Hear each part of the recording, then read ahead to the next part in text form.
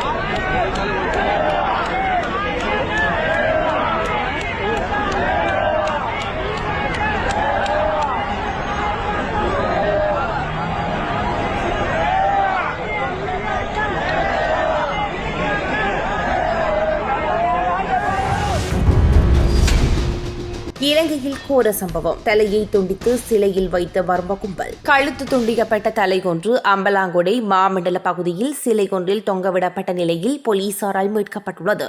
அம்பலாங்குடை மாமண்டல பகுதியில் உள்ள சிலை ஒன்றில் மனித தலை கொன்று தொங்கவிடப்பட்டிருந்த சம்பவம் அப்பகுதியில் பெரும் அதிர்ச்சியையும் பரபரப்பையும் ஏற்படுத்தியுள்ளது. சம்பவ இடத்திற்கு விரைந்த போலீசார் சிலையில் தொங்கவிடப்பட்டிருந்த தலையை மீட்டுள்ளனர். உயிரிழந்தவர் யார், எந்த பகுதியை சேர்ந்தவர் என்ற விவரங்கள் இதுவரை கண்டறியப்படவில்லை. நாட்டின் ஜனாதிபதியோ அல்லது கிராம உத்தியோகத்தரோ யாராக இருந்தாலும் சட்டத்திற்கு கீழேதான் நடக்க வேண்டும். ஜனாதிபதி என அதிரடி. நாட்டின் ஜனாதிபதியோ அல்லது கிராம உத்தியோகத்தரோ யாராக இருந்தாலும் சட்டத்திற்கு கீழே இருக்க வேண்டும் என ஜனாதிபதி என்ற குமார திசாநாயக்க வலியுறுத்தியுள்ளார். மாத்தளை மாவட்ட விசேட ஒருங்கிணைப்பு குழு கூட்டம் ஜனாதிபதி தலைமையில் இன்று இடம்பெற்ற போதே ஜனாதிபதி இவ்வாறு தெரிவித்துள்ளார்.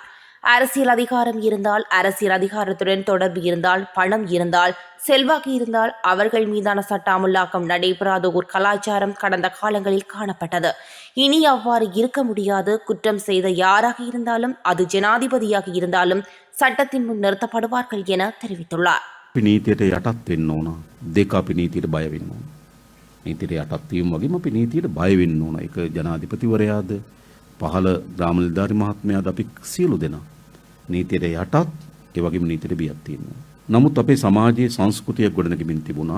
යම් දේශපාලන අධිකාරියගේ සහාය තිබෙනවා නම්, තමන්ට බලය තිබෙනවා නම්, තමන්ට ධනෙ තිබෙනවා නම්, දේශපාලන අධිකාරියක සමීප බැඳියාවක් තිබෙනවා නම් නීතිය ඉටු නොවන සංස්කෘතියක් තිබුණා.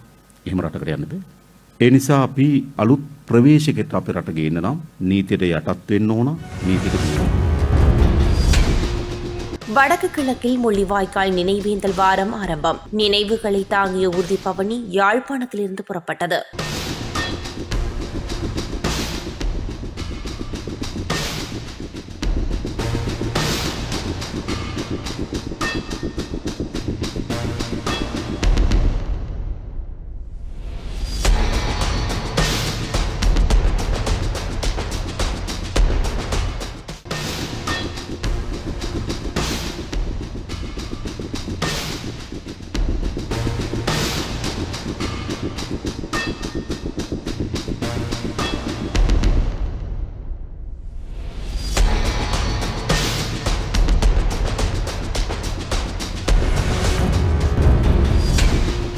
நாட்டில் தொடரும் சீரற்ற வானிலை, யாழ்ப்பாணம் உள்ளிட்ட பல பகுதிகளில் கொட்டி தீர்த்த மழை. தற்போது உருவாகியுள்ள குறைந்த காற்றழுத்த தாழ்வு நிலை அடுத்த சில நாட்களில் வடக்கு நோக்கி நகர வாய்ப்புள்ளதாக வளிமண்டலவியல் திணைக்களம் வெளியிட்ட அறிக்கையில் குறிப்பிடப்பட்டுள்ளது.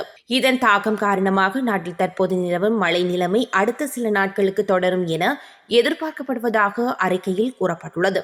இதற்கமைய மேல் சப்ரஹாவ, மத்திய, வடமேல் மற்றும் வட மாகாணங்களிலும், அனுராதபுரம், திருகோணமலை, காலி மற்றும் மாத்தறை மாவட்டங்களிலும் அவ்வப்போது மழை அல்லது இடியுடன் கூடிய மழை பெய்யக்கூடும் என எதிர்பார்க்கப்படுகின்றது. யாழ்ப்பாணம் போதனா வைத்தியசாலையில் மருந்துகளுக்கு தட்டுப்பாடு இல்லை, பணிப்பாளர் அறிவிப்பு. இங்கே மருந்து இருக்காது என்ற ஒரு தோற்றப்பாட்டை ஏற்படும் நிலை காணப்படும். ஆகவே அவ்வாறான பிழையான செய்திகள், முறையற்ற செய்திகளை பொதுமக்கள் அதில் கவனம் கொள்ள தேவையில்லை என்பதையும் நாங்கள் உறுதிபட கூறுகின்றோம். நாங்கள் 2 குழுக்களை நாங்கள் உடனடியாக வைத்தியசாலை மட்டத்தில் அமைந்திருந்தோம். அதாவது வைத்தியசாலையில் நடைபெற்ற இந்த அனர்த்தம் பற்றிய விசாரணையை வைத்தியசாலை எம்மால் அமைக்கப்பட்ட, அதாவது வைத்தியசாலைக்கு வெளியே இருந்த அரச உத்தியோகத்தர்களை நாங்கள் அழைத்து நியமித்திருக்கின்றோம். அவர்களுக்கான விசாரணையும் ஆரம்பித்திருக்கின்றது. யாழ்ப்பாணத்தில் தொடரும் தையிட்டி காணி இழுபறி இன்று இடம்பெற்ற முக்கிய விடயம். போலீசார் பௌத்தர்களாக இருப்பதனால் பௌத்த பீடாதிபதிகளுக்கு பயந்து சட்டத்தை நடைமுறைப்படுத்த முயல்பவர்களை தடுக்கின்றனர். இவ்வாறு ஜனாதிபதி சட்டத்தரணி எம். ஏ. சுமந்திரன் குற்றம் சாட்டியுள்ளார். அந்த விகாராதிபதி ஒரு முறைப்பாட்டை செய்திருக்கிறார். இந்த எல்லையை மாற்றி அமைத்தால், இந்த வீதியை திறந்தால் சமாதான குலைவு ஏற்படும் என்று போய் ஒரு முறைப்பாடு செய்திருக்கிறார். சமாதான குலைவு ஏற்படும் என்றால் அவர்தான் அந்த சமாதான குலைவை ஏற்படுத்த வேண்டும். அதாவது நான் சமாதான குலைவை ஏற்படுத்துவேன் என்று ஒரு முன்னறிவித்தலை போலீஸாருக்கு போய் கொடுத்திருக்கிறார். அப்படியான சந்தர்ப்பத்திலே போலீஸார் அவரை கட்டுப்படுத்த வேண்டும். போலீஸார் பௌத்த சமயத்தினராக இருக்கிற காரணத்தினாலே பௌத்த சமயத்தை பீடாதிபதி சொல்லுகிற ஒரு விடயத்தை சட்டத்துக்கு முரணான விதத்திலே அவர்கள் செய்ய தலைப்படுகிறார்கள் என்று மன்றுக்கு நாங்கள் சொல்லியிருக்கிறோம்.